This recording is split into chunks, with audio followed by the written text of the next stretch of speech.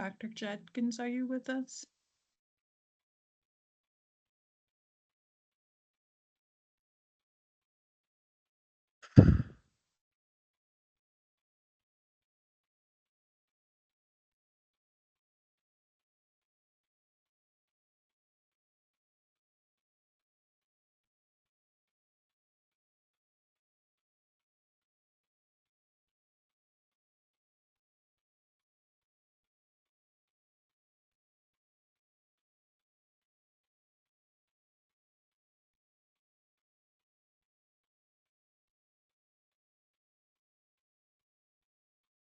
Hello, Commissioner Slater Harrington. I don't hear you, but that could be on my end. Oh, no, I could hear There her. you go. Okay. My Yeah, sound has I been was- awful on my computer, so I was like, it could easily be me. Okay. No, I was just looking for you to make sure you were here. Do we have any public comment before we get started today? Uh, not, we don't at this time, but let me do one more check just to make sure and I'll let you know. Thank you. We'll Okay. go ahead and get started.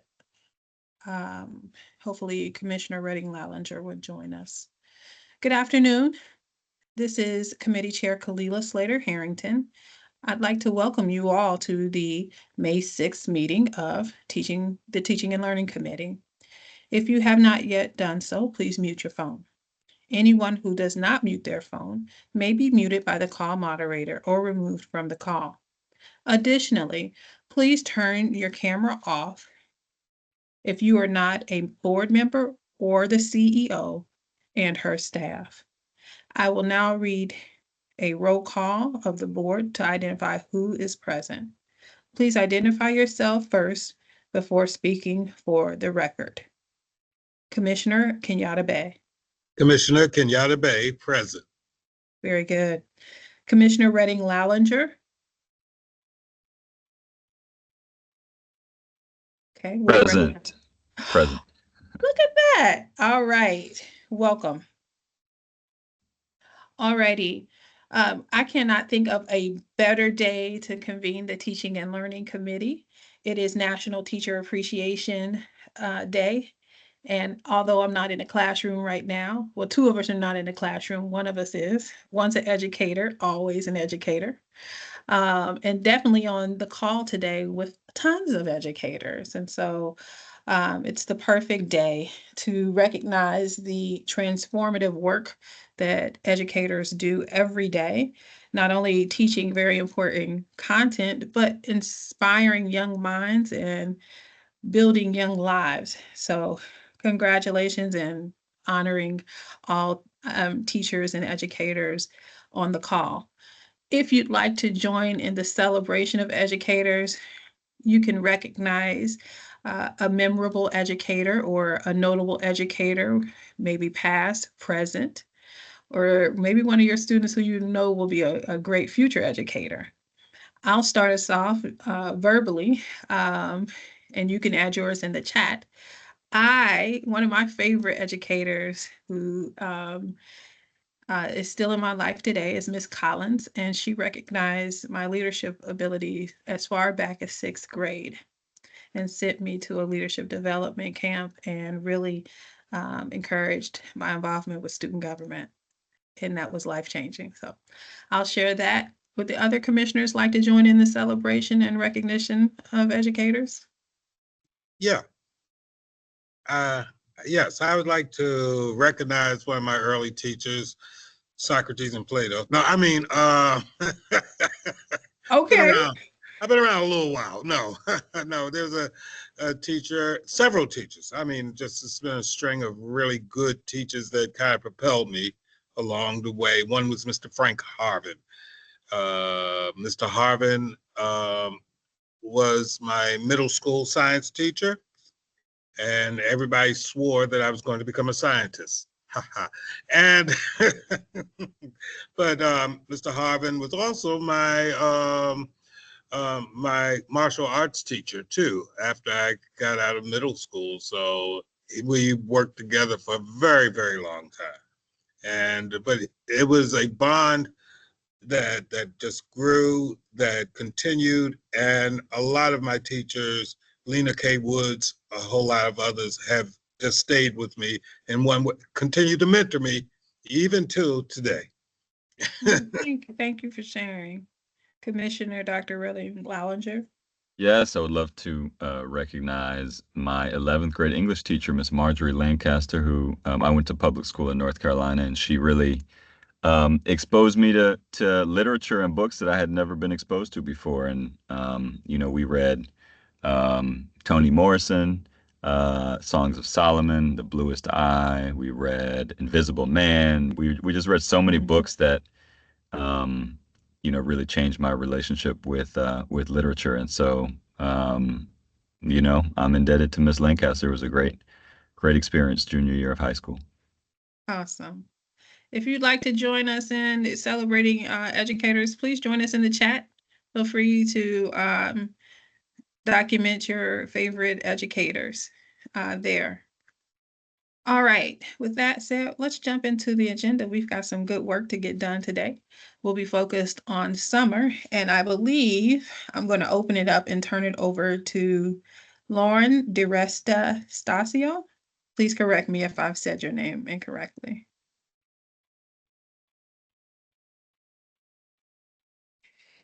You said it right, Commissioner Slater here. Thank you. Yep. You said it right. And I'm going to start it off and then hand it over to Lauren. Oh, my bad. Charge that to my heart. My head, not my heart. No worries. Nice. All righty. Lauren is going to, she's going to pull up the slide deck now. Hello. Happy Tuesday. I am Dr. Swinton Buck, Deputy CAO. Excited to share about our summer programming. And here in City Schools, it may be a break for some, but for those who want to engage, summer is also a chance for growth, creativity, and connection. So we're excited to share about the work that we have planned for our students as well as our educators. And thank you also for recognizing our educators at the beginning of this meeting, because Teacher Appreciation Week, that is also exciting times. I do want to share that, with the anticipated sunset of ESSER funds, our team worked proactively and they planned for these funding changes and really prioritized strategic partnerships, as well as using data analysis to determine the most effective student offerings across the city. So what you'll see today, next slide, is very thoughtful planning and work that our team has done to ensure that across the city, students have opportunities, our students and teachers have opportunities to engage, to connect, have enriching learning experiences, and have a good time during the summertime, which we also know is a fun time. So our agenda, we will review the key components of our summer updates, including our priorities for student and educator opportunities. Again, we're going to share about our exciting programming and then overall how the programming aligns to our district goals. Next slide. Our board priorities. The team has worked diligently to ensure that the summer initiatives are aligned with the broader vision for student success and community engagement, and you'll see that outlined as we go through the specific programming. Next slide. And our summer programs are designed to directly support the district goals, including our wholeness, literacy, math, and graduation, as we continue working towards creating a positive and impactful learning experience for all of our students. Next slide.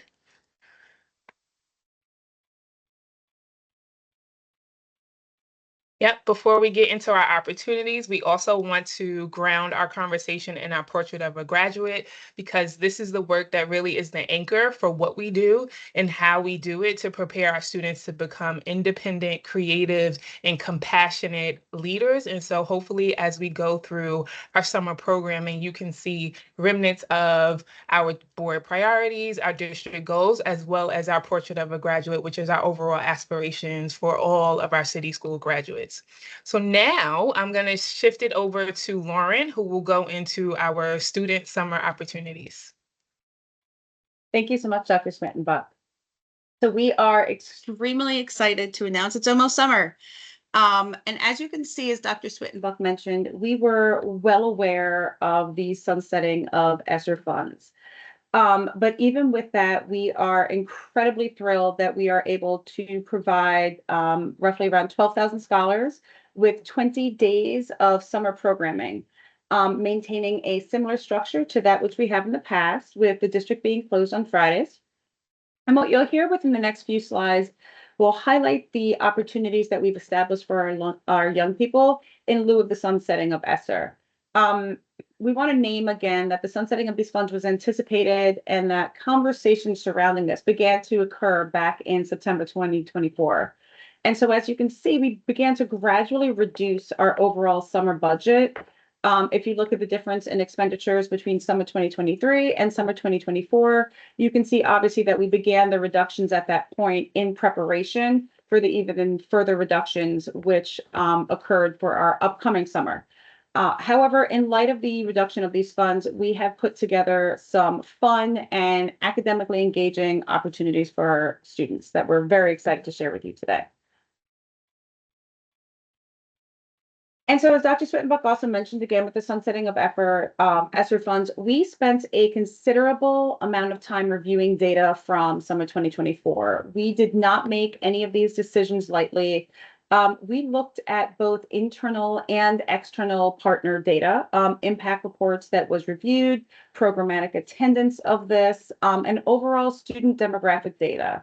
All of our internal and external partners completed an application, which was reviewed in depth by our team, and really ensure that all of our current academic programs aligned with the new state pre-K3 literacy policy. We also wanted to ensure that they all worked harmoniously with our high-quality instructional materials and the curriculums that we offer to our students during the course of the school year. A summer 24 program evaluation, which was completed at the end, which analyzed internal and external partner data from summer 2024, and this was completed by our Office of Achievement and Accountability. It really reflected that our summer participants had a higher percentage of students on or above at their BOI DIBELS and their iReady math placement. And so the data that was provided by this report was realistically taken into consideration when we were assessing the internal and external program applications to really do an intense evaluation of them. We also had a very strict equity focus, and we commissioned our geo-mapping team within district office, and they provided our office with some fantastic maps which highlighted the attendance and socioeconomic status of assorted areas of Baltimore City. And so we spent some time triangulating this data with public transportation routes. And finally, we were able to identify some strategically identified placements of district hub sites to really ensure that as many students within Baltimore had the opportunity to participate in a school-funded program, district-funded program. And so while summer 24 had roughly around 19,000 seats, we are incredibly pleased to be able to offer around 12,000 seats to our students for this upcoming summer.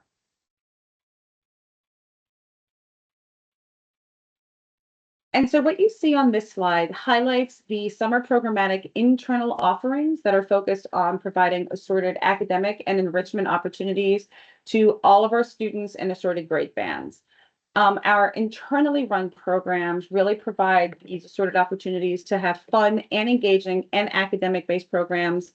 And we're incredibly thrilled to highlight a merger between our robotics and robotics engineering program and a newly expanded access to algebra and physical education program, which was really designed to provide mathematical and physical engagement for our students. Our high school age students have 8 different CTE opportunities that they can select from, including nursing, automotive, and engineering. We have 4 district-run credit recovery locations, which are operating virtually and in person at assorted times to accommodate the differentiated needs of our learners. And in addition, we are continuing with our advanced placement prep program and a specific multilingual learner program geared to support some of our learners with receiving original credit and recovery credit, as needed. And so while the majority of these district-run programs are occurring at one individual site, such as MS Career Explorations, we do have other programs such as Camp Curiosity, which are occurring at multiple sites. And so we do have a wide array of offerings provided by our district office staff.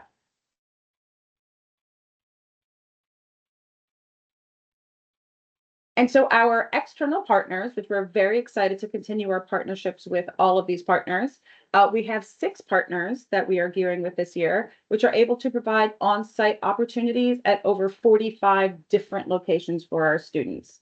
So we currently have about 27 literacy-focused springboard sites, which are geared specifically towards our K-3, K-5 students. They are operating on a half-day schedule. We also have 7 different full-day arts integration sites working with Arts for Learning, 2 of which will be K-8, which is another new addition. Generally speaking, our Arts for Learning sites have stopped at around 5th grade. So this is our pilot program of in-person with Arts for Learning for grades 6 through 8. I do want to call out, we have of those 5 sites, of those 7 sites, 5 of them are district funded. 2 of them are actually funded by a grant that Arts for Learning themselves receive, which is fabulous. We also have 9 different Elevate sites, which is a partnership with the Weinberg Library. Returning programs such as LA Dance Camp and B360 will provide academic enrichment opportunities at off-site locations for our city schools youth. Returning as well to our springboard sites, we have a total of 40 different partnership summer locations between our 27 springboards, our Arts for Learning sites, 9 Elevate Freedoms, and then all of our other programs that you see listed on this slide.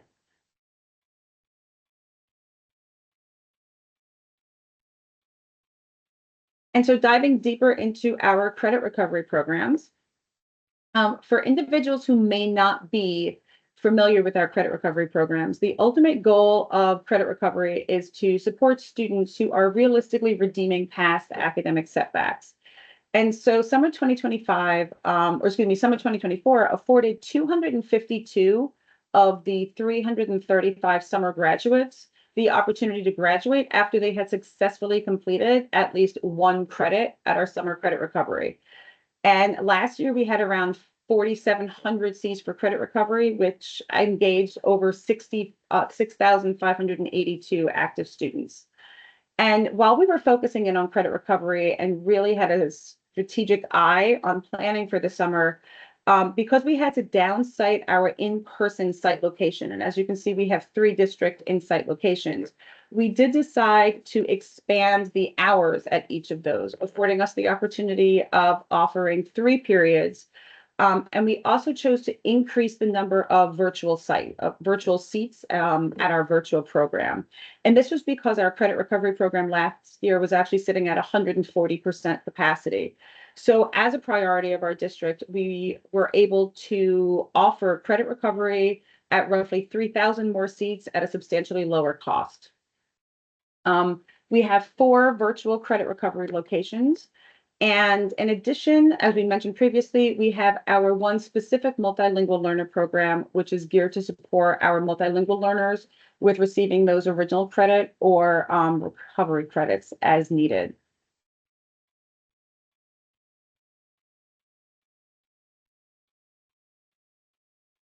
And so for YouthWorks, these are some opportunities that we currently have for our YouthWorks sites.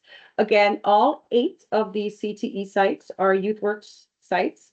We also will have about 5 different multiple school-based credit recovery sites in which we are actively working to obtain those as YouthWorks sites. Our district credit recovery sites and AP Academy locations will be YouthWorks sites.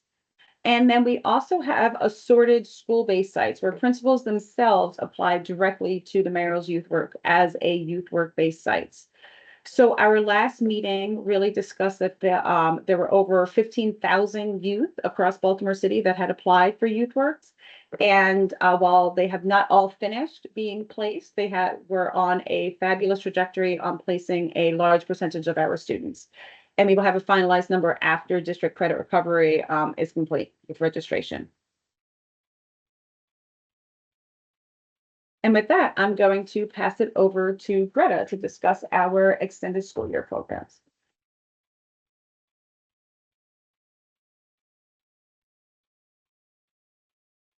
Good afternoon, everyone. I'm Greta Cephas, the coordinator of summer and extended year services. And for our ESY this year, we are very excited for our students.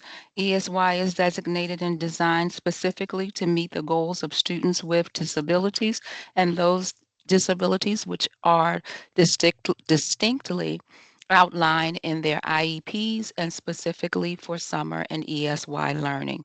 We work to maintain their skills and to enhance their summers with different opportunities and fun activities.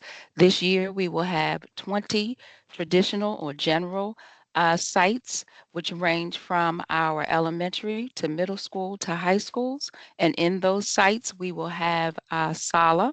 And thankfully, that has grown from one school to 4 sites and 25 different classrooms.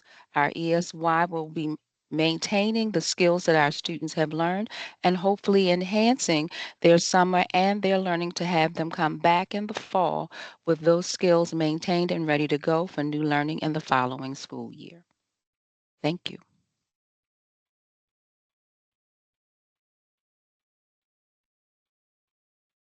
And with that, we will pass it to Katya, please. Yes, greetings, everyone.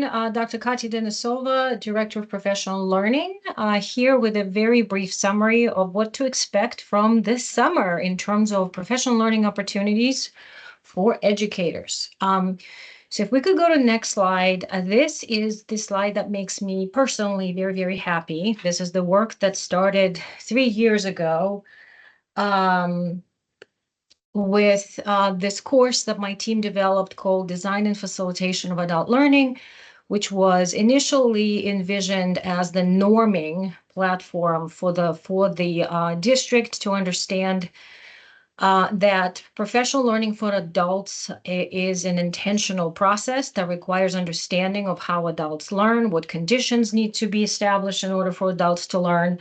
And so with years, this has become first a recommendation, then a strong recommendation. And now this summer, we are now requiring, first of all, every district leader to have to complete this course, which actually most of my colleagues have already done.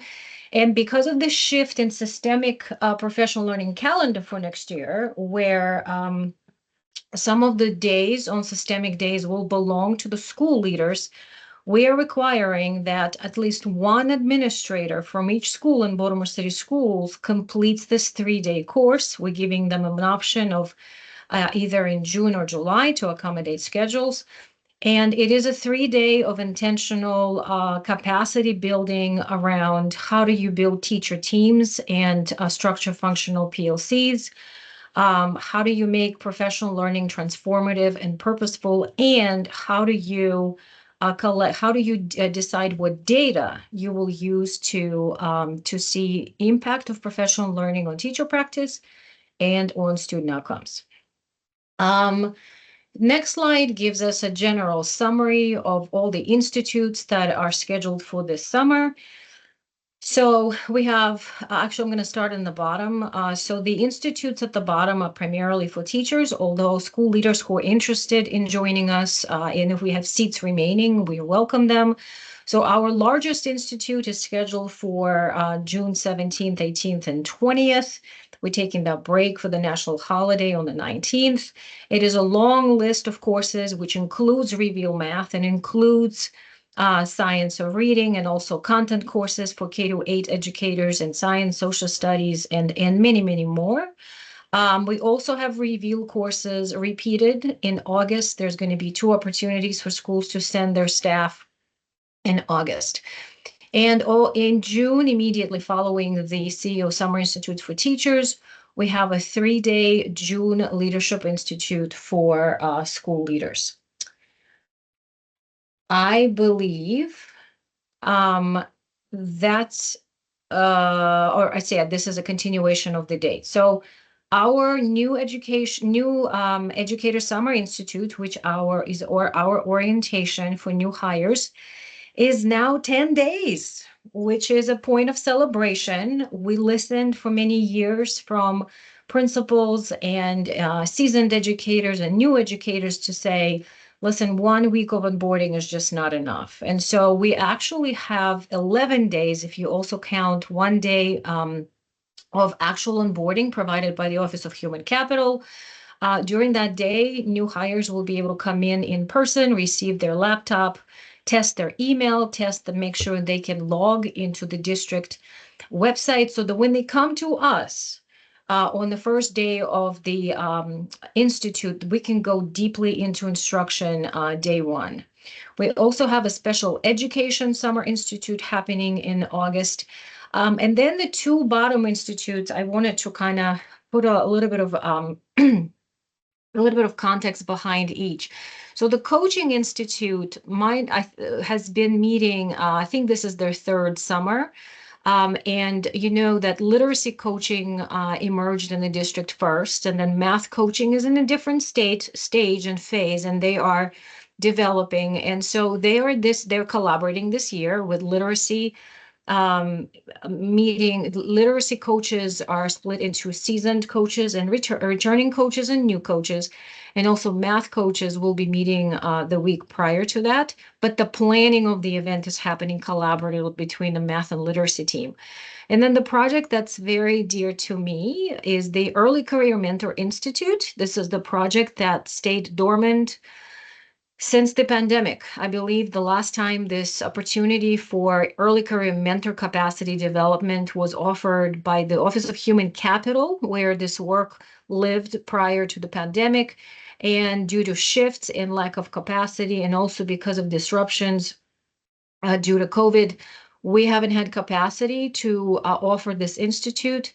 And so this Institute for Early Career Mentors is happening in June, where we're going to be focusing on the needs of those who we hire, because I'm sure that you know that individuals that are coming to us into classrooms and who are first-year teachers, their needs are very, very diverse. They're coming from a variety of backgrounds. A lot of them are career changers. And so making sure that we have mentor at every school, and they are ready to receive new hires, and they know how to work with them and support them, recognize their needs, is really the focus point of this institute.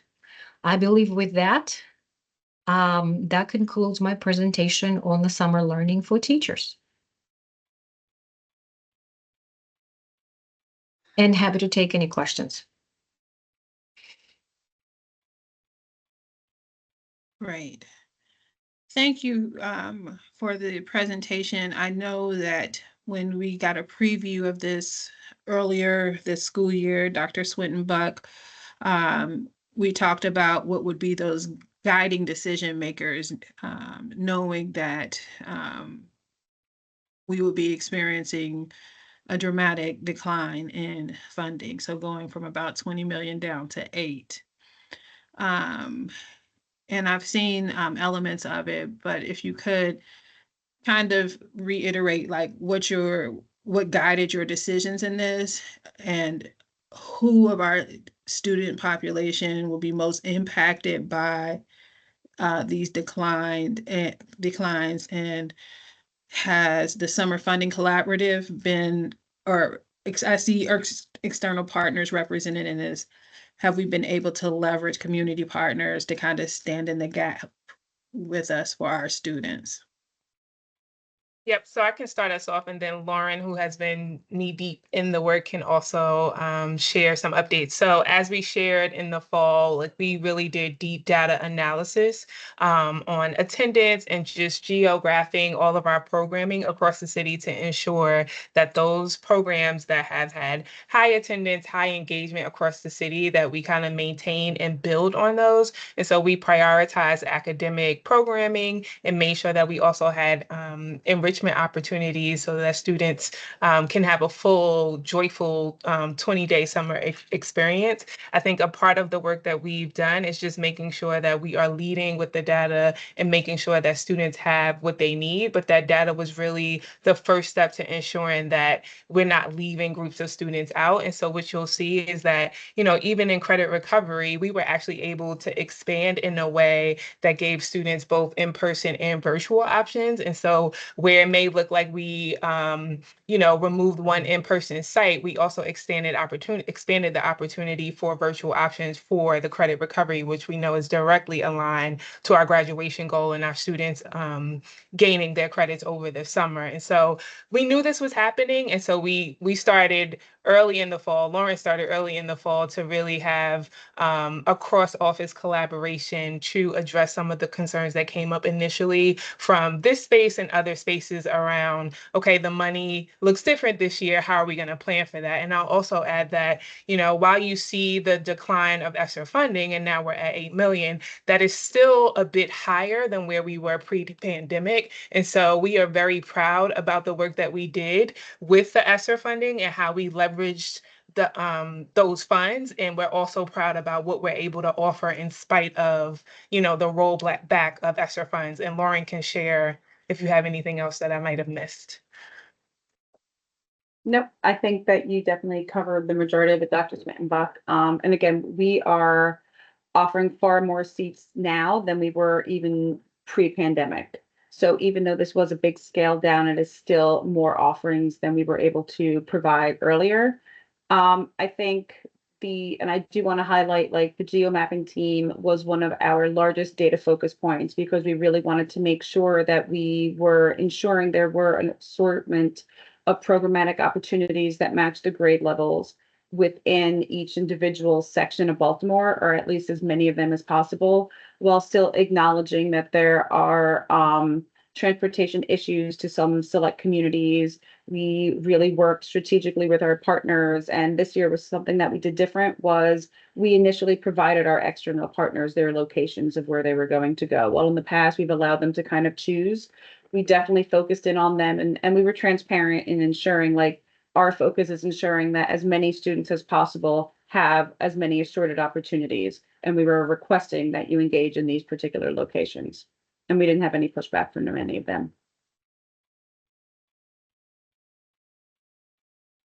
Thank you for that. I saw Commissioner Kenyatta Bay's hand first, and then if you can tap in Dr. Redding Wallinger after that, that would be great. Yes, first of all, I know how tricky it is to maintain the level of seats, and I'm very much keyed in on the external partners and also sort of reaching across the aisle. I mean, if we are supported by external partners and also other LEAs, are we working together to create a topography that that will help a lot of our students on the borders? Because I see not only a change in funding, we know that we see a change in funding. It's the elephant in the room, and it sounds like sunshine and lollipops, but it's not. It's a lot of work, to decide on. I think one was a brilliant idea to increase the number of credit recovery class availability, if I'm correct on understanding, from up to now you have 3 classes of credit recovery you can get at 4 sites now. How are those sites? 1, how are they distributed? 2, I remember there was a very big push at one point for multilingual learners. And there was this summer was a good time to reinforce some of that learning. Has that been boosted? Where is it sitting now? And those are kind of like my observations and questions, but kudos to the amount of work I know you have to do, to say, okay, I can't get that Cadillac today, but I can get a hoopty tomorrow, and still get where I need to go. Thank you. Yes, thank you, Commissioner. So I'll try to answer all of the questions, and please remind me if I do not answer all of them. But to speak to the credit recovery, the GEO team worked. We made sure that we had locations across the district that were easily accessible for students so that they have transportation access and transportation was not a barrier for that. The expansion of virtual also just gives students an opportunity who also have summer work or different options, and then they still need to get those credits. So a virtual option was added to bolster those seats for credit recovery. And we are maintaining our multilingual learner program at Patterson, which has been well attended and also has shown to be a very supportive program for our multilingual families. And we will continue and build on that. And so that was the initial, I think that was the initial question. Is there something else that I missed? Sorry. Yes, because you had two sites. You had Patterson, that was one, but you also did you have Dunbar, right? At one point was another site, was it not? You had two. And so have we lost one of the sites, or are we down to one site for that? Just a quick question there.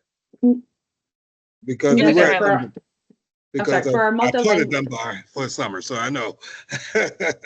Dunbar is still a district credit recovery site as a whole. They have been, and they've also actually, we're very happy that they allowed us to utilize their building as well for our current Saturday school.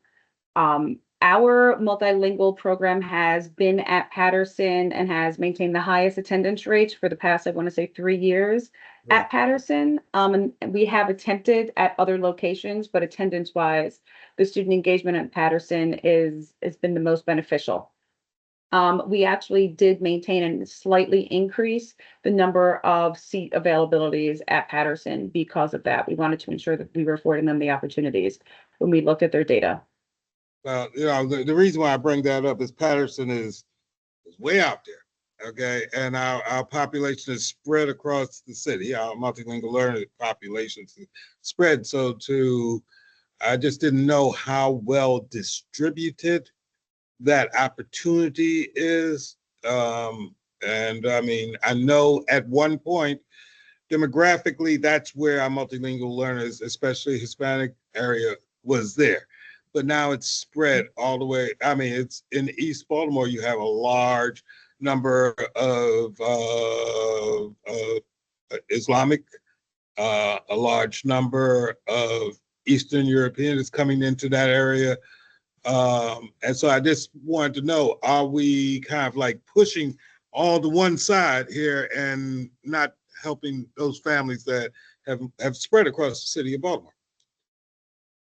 So our ML students are able to attend any of the district credit recovery sites. They are not just locked into that one. But when we were strategically analyzing data, we did ensure that we met with the director of our multilingual language, Maria Raymore, and her team.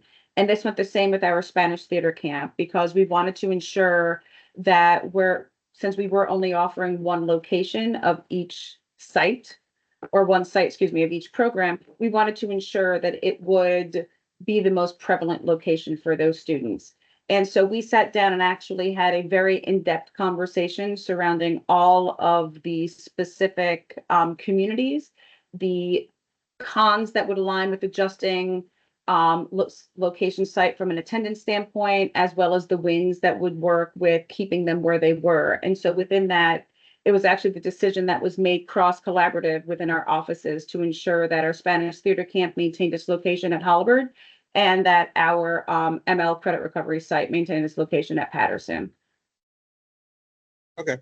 And the last question that I have is your early career mentoring program. You're bringing that back. Has that in the past, and we keep referring to it like pre-pandemic, okay. Now, has that been indicated as a success elsewhere other than in the city? The mentoring program I mean, is it modeled off of an existing mentoring program? You're talking about the mentoring program itself or professional learning for mentors or both of those? Professional learning for mentors. I'm sorry. Yes. Professional learning for mentors. Yeah. So Mm. we actually work with New Teacher Center, which they have been our partners for years. They are the national level leader in the needs of early career teachers. They are actually an institution full of researchers who study the current trends in hiring and pipelines. We have a contract. We historically have had contract with New Teacher Center. However, this year we changed our model to a more collaborative model. We actually decided to apply for federal grant, but then we didn't submit the federal grant application. But we then decided to use the funds that were remaining. It wasn't much, but then they are training so instead of hiring them to push in and offer professional learning to our staff, it's a train the trainer system where they come in and they co-develop content for us, but the sessions will be facilitated by our own mentors. And that's our strategy of building capacity. Not only these individuals know how to support early career teachers, they also know how to support each other. Okay, thank you.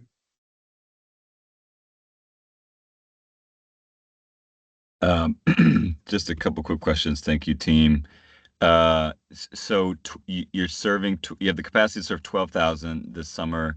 I know that represents an increase from pre-pandemic, but how many did we serve last summer? About 19,000. 19,000. Okay. We're anticipating that there are families that would want summer programming that won't be able to have it this summer based on that number. Based off of our offerings, yes. However, we do, working with the Baltimore City Data Hub and Summer Funding Collaborative, we do know that there are other offerings that are being afforded with Parks and Rec and other private organizations as well. Okay. For programs that are oversubscribed, is it first come, first serve, or how do we select? Obviously, I know for ESY, it's totally different. Perhaps for some of the credit recovery, it is different, but just your sort of generic program where there's more interest than we have capacity to serve, how does that work? So some of our programs are criteria based. For example, our Ingenuity program or our Access to Algebra program, which we expanded upon this year. We have 3 different cohorts. Our 8th grade cohort for Access to Algebra is criteria based off of their overall honor scores and the MCAP scores, while we do have a new offering cohort within that, which is kind of first come, first serve for those students that are nearing the edge and very interested in the program. For our Springboard sites, our schools are strategically targeting students that are generally right below level, but that is open as well to all students within K-5. SALA is first come, first serve. However, they did engage in their own individualized community outreach, going to assorted schools surrounding the immediate hub location as well to try to target those students to really bring them in. Got you. So quite a mixed bag. Okay, I appreciate it. I guess I'm trying to think of families that maybe previously would have been served that we're not going to have the capacity to serve, and who that is that we're missing out on there. But that's helpful in thinking about that. Put this Did there. someone jump in? Her who? Sarita, Yeah. the MSD auditor. Ms. Cox. Marianne. Okay, go ahead. No, I was just going to say, okay, we're muted. Great. The next question, what feedback have we gotten from families about the lack of programming on Fridays? So I know that last summer there was a conversation about the Fridays. And so I think there was collaboration with the city to make sure that there were partners to provide the field trip Fridays. And so that will continue. And we think that that is, an add to create an enriching summer opportunity for our students. So students still have access to the field trips that are, enriching opportunities across the city.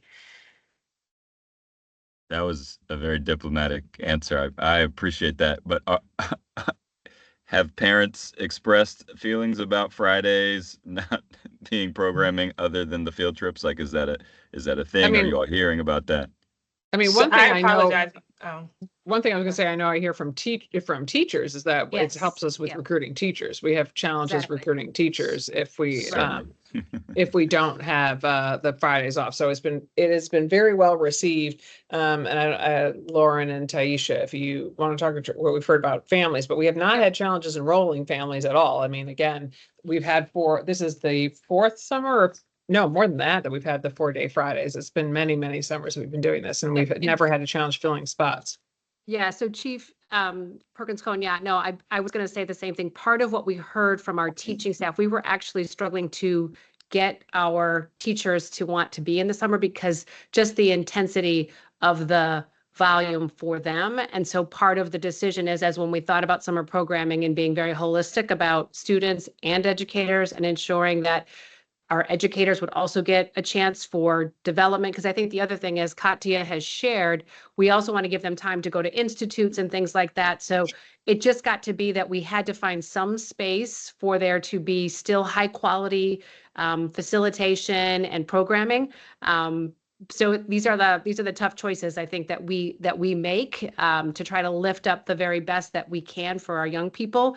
And I think that's, it is a consideration of the adults who are leading these summer programs, and also making sure that there's time for any maintenance or things like that. It can sometimes offer space in there too for special projects that have to get done in a building. So all of these, I think, take into account that. But yes, it does require that Friday is an impact for families, and so we recognize that too. Thank you for that. And you laid that out perfect. I mean, there are tough choices you have to make. I completely understand from a teacher perspective that makes all of that make sense. I'm just curious on what families are sharing and how much of a burden it is. I mean, obviously this is a wonderful opportunity for folks to be able to have, and I'm just curious how that part is perceived. Your rationale makes good sense, and obviously you have to make trade-offs. So appreciate the context. The only other thing I'm thinking about, but maybe I will just save for a follow-up, is just sort of how we are quantifying the learning loss that's mitigated for students who attend programming. And it seems like it probably is a complicated answer and looks different for different programs. So I'm going to hold on that, but I would be curious in the future to just follow up. It seems like there's a lot of excellent programming happening. It seems like there's a lot of strategic targeting of students, and I'm curious how what story we can tell about what that is doing for students who otherwise might be doing very, very many other things during the summer, but instead get opportunities to access some of the programming that we have. But I'll leave it there, and we can follow up on that later. I appreciate the work of this team. Looks like Commissioner Kenyatta Bay is back online with the question. Yeah, I have just one last question, and it is a follow-up, and that is, well, there are two things that really struck last year. And so I'm trying to keep it combined here until last year versus this year. And that one was the YouthWorks. The YouthWorks opportunity that was presented. How successful was that? I know that, does that increase the number of applicants because YouthWorks would allow them to be able to get some compensation for their time?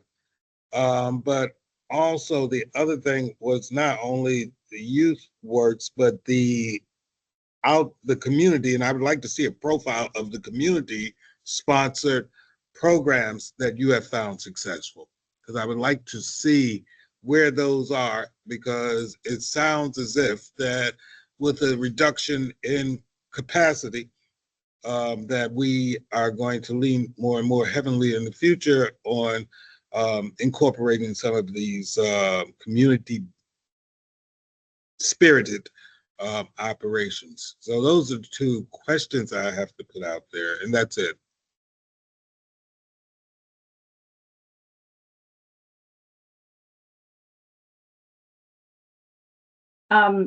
I cannot speak to, sorry, I was looking at notes. As Mhm. far as the rationale regarding the increase in applicants on YouthWorks, that would be something that I'm happy to follow up with our contacts at the YouthWorks office. Mhm. Because they would definitely have more information there than I'm able to appropriately disclose. So I'm more than happy to do that and send that information over. I apologize. I wanted to jump in, but Commissioner Kiadibe, I'm not sure that I understand fully the two questions. So we are just clear about what follow-up is needed. Okay. First one was offered for the YouthWorks profile as to whether or not it's making a successful impact, because there has been pros and cons thrown back and forth on this. And I'm very much for this program because very simply it inspires students that would have to go out and find a job during the summer to be able to come in and do something and, get some sort of compensation in that. So I'm very much there. But there was a feeling of pushback when community kind of jumped in and said, we're going to do these, Fridays, field trip Fridays. We're going to try to make sure that we fill out that week. And I want to know, was that successful in that we kept those partners, or that we expanded those partners, or did we lose partners that would help us to be able to be more efficient in providing opportunities during the summer? I am not sure that we have an answer to that specific question right now, but I can certainly follow up with the team and forward you a response based on the information that we have. Okay, thank you. That's all. I don't have to have answers immediately or now or right away or yesterday. I would like those answers. So somewhere along the line. Thank you. Of course.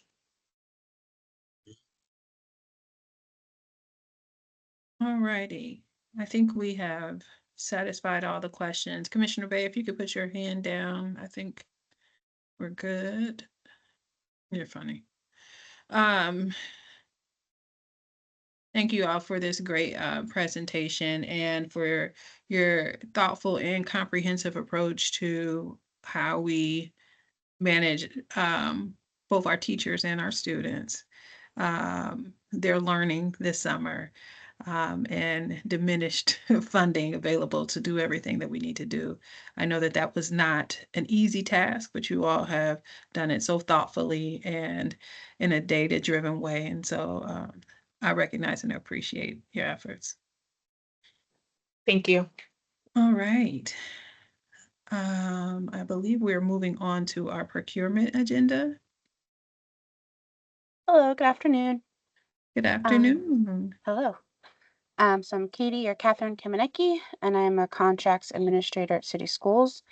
I have the teaching and learning items, and these are intended to go before the May 13th procurement agenda.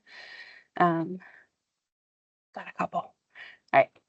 So section 12.1, the chief academic officer requests the board's approval to extend and increase the contract term with Amplify Inc. to continue content tutoring and project management. And this request is to extend it through June 30th of 2026. And the increase is from $25,500,000 to $27,100,000. And that's an increase of $1.6 million.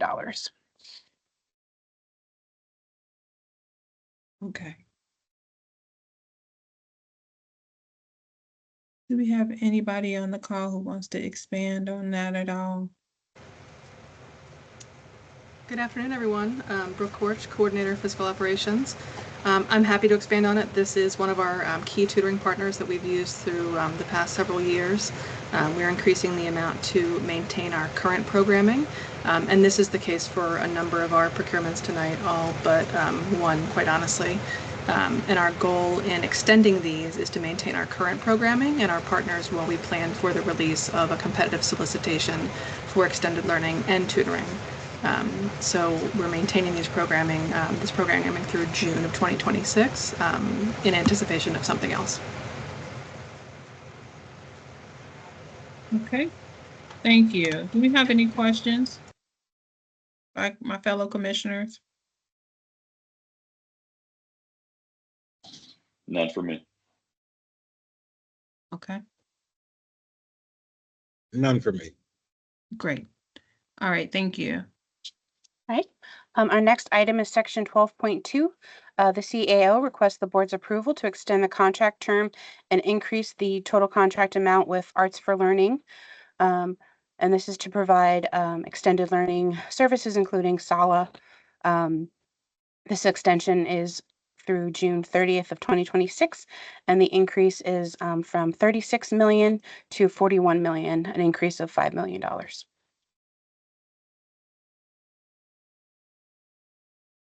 When we've been working with Arts for Learning, so how many years? Oh, wow. Yeah. I've been over 10, I have to say. I believe we've been working with them as an organization for quite a bit longer, but for this specific purpose, I believe since 2021, potentially earlier than that. Okay. But for specifically for the purpose of summer and extended learning, since this PQS in 2021. Just curious, you referred to in the last procurement item about it going out for bid. Has this gone out for bid? Not yet. We are planning the release of 2 competitive solicitations, one for extended learning and one for tutoring. We are honing that process right now. Our goal is to just bring a new lens to both of those categories and apply a more streamlined review process and a more rigorous one. Okay. There was a period of time where it feels like we almost exclusively worked with them for summer. Yeah, so it's our intention to make sure that it's a more, it's an equitable process, that we're getting everybody who is qualified. Which obviously may be them, maybe, other folks. It could be anybody. Yeah, I just want to make sure it's and I know that you will, a fair and competitive process. It's our intention. Okay. Fellow commissioners, do you have anything on this one? It's a quite sizable contract. It is a pretty sizable contract, but the expansion covers what? I mean, you're trying to maintain a consistency in programming at this point in time. Am I correct? I think that was what you echoed, right? Correct. Okay. What is the extra cost there? Where in the expansion of programming do we find this extra cost coming from? So I'll answer that question, but I also want to ask Lauren to share specific to summer 2025. So we anticipate the cost based on previous spending and then what the district level team requests that they need for their planned programming for the year. And then we also use an educated guess to anticipate what schools might spend at the school level for their own extended learning and for their own after school programming. So that's what we've done here, the inclusion of both of those things.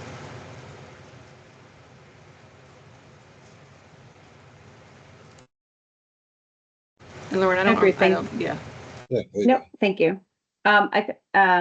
We have definitely looked at a per pupil capital as well and made those determinations based off of overall enrollment in the past for both summer and school year programming. So part of it flows over into the school year programming. That what percentage hits what do you think?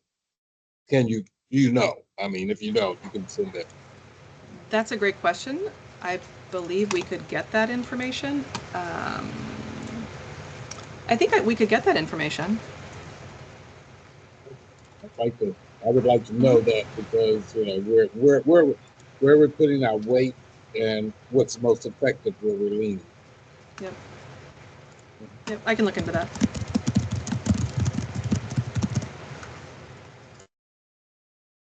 Alrighty. I think we're ready for the next one. Right. Section 12.3 The Chief Academic Officer requests the board's approval to extend the contract term with Arts for Learning to provide school-based arts enrichment activities. And this is an extension through June 30th, 2026. And this is a $0 extension. And this contract is more focused on the vendor's just fine arts programming. So they have two separate agreements with the district. Understood. Anybody have questions? Nope. All right. We're ready. Section 12.4, the Chief Academic Officer requests the board's approval to extend the contract term with and to increase the contract with Chapter 1 to provide high dosage tutoring services. And this extension is through June 30th, 2026. And this is an increase from 7.5 million to 8.5 million.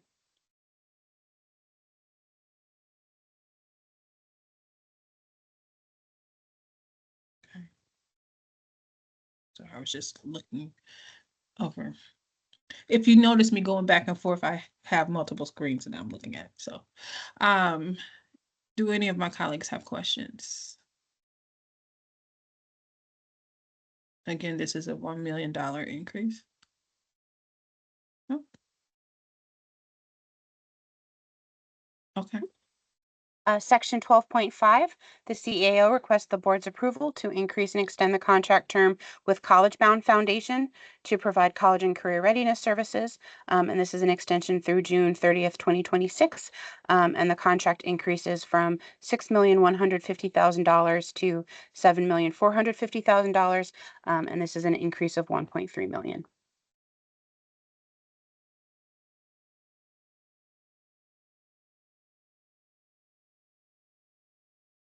I don't have any questions. Is any other commissioners? It's real quick, and maybe I don't know, but I see these increases. And I'm constantly, I'm seeing increases, but I don't see justifications for the increases. And that's what I need to know. What bang for the buck are we, we're getting? And I understand you're trying to maintain a level, okay? But at a certain point, are we getting the most for? I mean, we're kind of like tight in the wallet here. Well, not tight, but tight in the wallet, and so therefore we do need to be cognizant of the reasoning behind or the specificity of those increases, why they actually exist. And I'm not asking for those answers now, but I want you, as you begin to present, I want to know why more so. Are we going to go up? That's another million here, another 4 here, another, and all of a sudden I'm going like, well, yeah, we like these programs. These programs are growing, or maybe have been beneficial, but I'm not seeing reasoning for increase besides cost of living. Maybe, but still, as we're looking at a mentoring program, am I seeing a bigger inclusion of mentoring for we're doing a large recruitment outside of this district, outside of the country?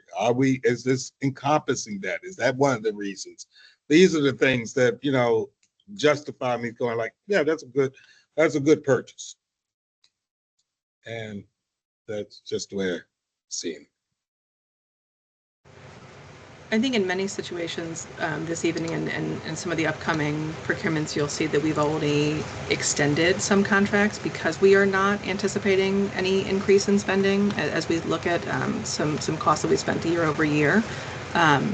We try to be as conservative as possible, but we do not want to be in a situation where a school wants to make a purchase with a vendor and they're unable to because we have hit a contract amount.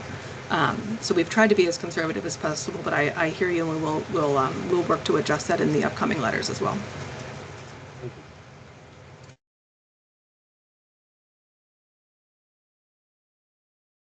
Thank you. Right, Good evening, everybody. I'm sorry, this is Eric Roberts, Director of Post-Secondary Success. I'm here on behalf of Executive Director Eric Jefferson. I did hear the commissioner's request about justification, and I'll definitely take that back to him. I just wasn't sure if there were any specific questions about College Bound Foundation as well. I wanted to make sure I answered them. Okay, thank you all so much. Good to see everybody. Thank you.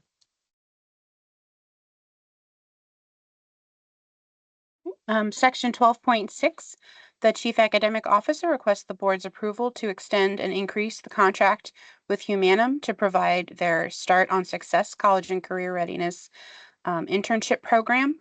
And this is geared towards students with disabilities. This extension is through June 30th, 2026, and this is an increase from $440,000 to $640,000, so an increase of $200,000. Only 200,000? No, I'm just kidding. Comparatively to the others. Commissioner Bay? Anything? All right. I'm in support, so yeah, we're fine. Section 12.7, the Chief Academic Officer requests the board's approval to extend the contract term with Johns Hopkins University to continue their Center for Talented Youth program, which is an academic enrichment program for gifted and talented learners. And this extension is through June 30th, 2026.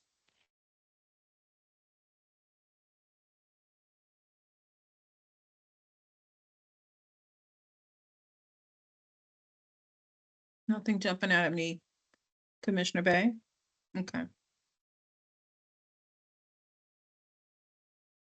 Right, Section 12.8, the Chief Academic Officer requests the board's approval to extend the contract term and increase the contract with Leaders for Tomorrow Youth Center to provide supplemental fine arts programming, which includes visual and performing arts.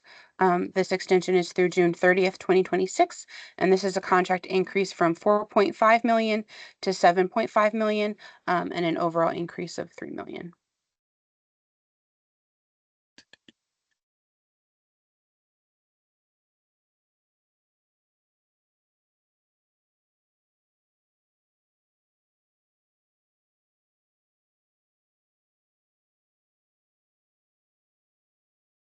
So these are the schools that have actually selected LTYC. Yes, Okay. and they really like them. Yeah. Okay. Section 12.9, the Chief Academic Officer requests the board's approval to extend the contract term and increase the total amount with Media Rhythm Institute to continue supplemental fine arts programming, including visual and media arts. And this is an extension through June 30th, 2026. And this contract increase is from $1.5 million to $2 million, so an increase of $500,000.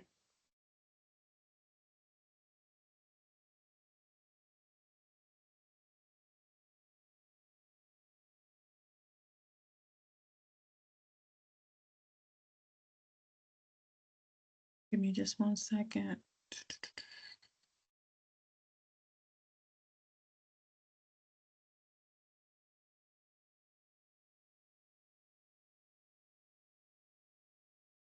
Okay.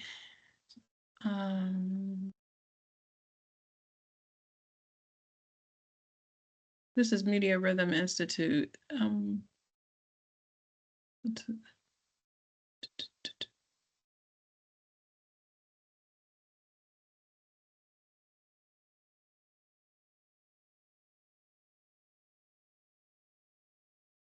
Is anybody on the call that I think myself and a fellow commissioner has a question or just would like more of an explanation around the evidence of effectiveness here?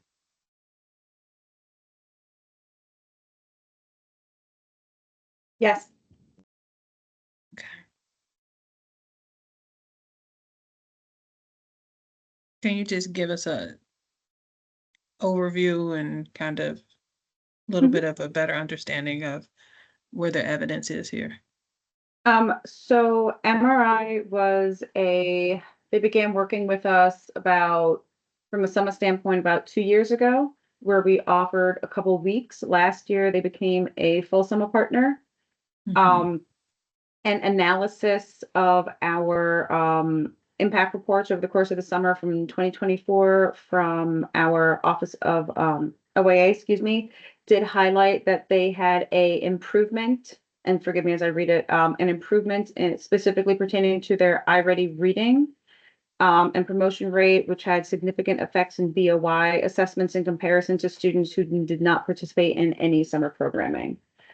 So it is a program that several schools do reach out to offer after-school programs with as well, which is why we increased it minimally, as it is not a partner that we are able to continue to fund during the course of the summer, but schools engage with them for after-school care for their individual students. Cool. Commissioner Bay? You're good? All right, we can keep it moving. I appreciate the explanation, Lauren.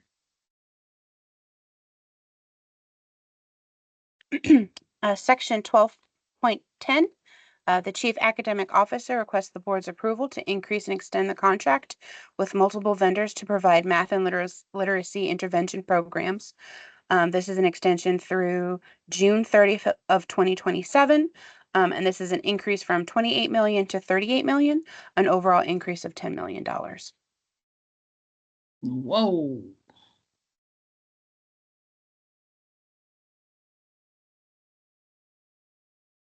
What? Man. Yes, Kenyatta. I'm sorry. I just want to know this extra 10 million.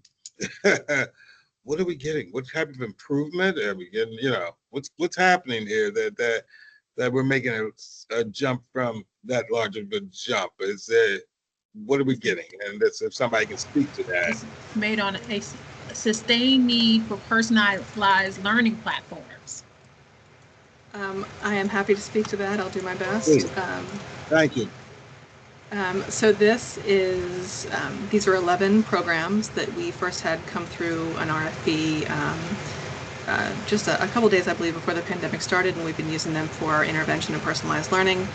We have a few larger vendors there, Achieve 3000, Amplify Education, Curriculum Associates, and then we have some smaller vendors. We have been consistently spending on them and incrementally increasing.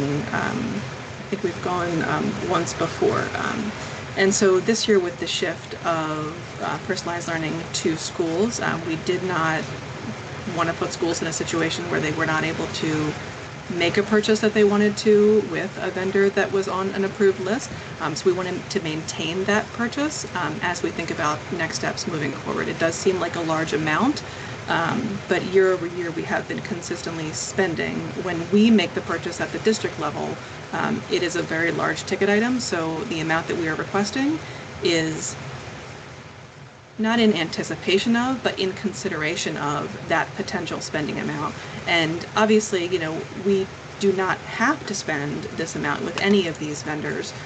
It just leaves room for us to, if we had to.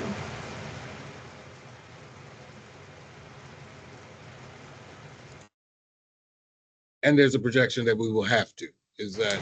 I don't anticipate that. Well, to increase the buffer zone, so to speak, right? Correct. Yeah. Big increase of the buffer zone, but okay. I just wanted to know why that was, why, and where do we, and is there a sort of a, you know, have we watched this curve go to where we know we can anticipate this level? Absolutely. So it also depends on the vendor. So for example, Achieve 3000 is typically a vendor whose amount for the entire district, and that's our secondary students, is typically around $650,000, $700,000 a year. That's on the lower end. Amplify has been more than that. Curriculum Associates have been more than that. If we bought for the entire district, hovering around 2.5 million. So in consideration of the potential for that to occur, although we don't anticipate for that to occur. So you're exactly right. It is that buffer zone.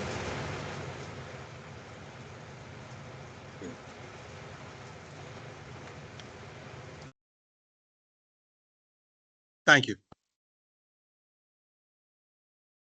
All right, Katie, I think we're rounding home. All right, last but certainly not least, section 12.11, the CAO requests the board's approval to increase and extend the contract term with Springboard Collaborative to provide after school and summer programming options. And this is an extension through June 30th of 2026. And this is an increase of the contract from $23,475,000 to $27,475,000, an overall increase of $4 million.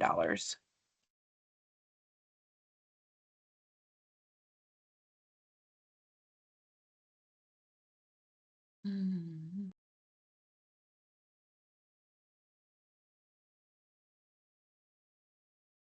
Thank you. I'm rereading the local evidence.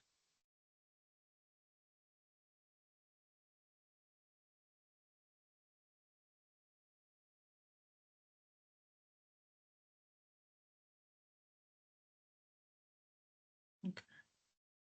Kenyatta Bay, Commissioner Kenyatta Bay, do you have any questions? I leave it up to you on that one.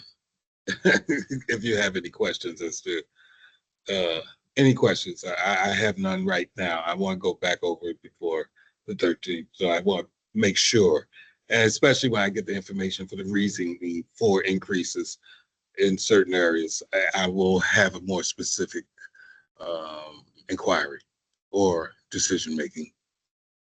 Okay. Thank you. Okay. Well, I think with that, we're good, Katie. Okay. Yeah. All right. Thank you for everyone for that. I was notified by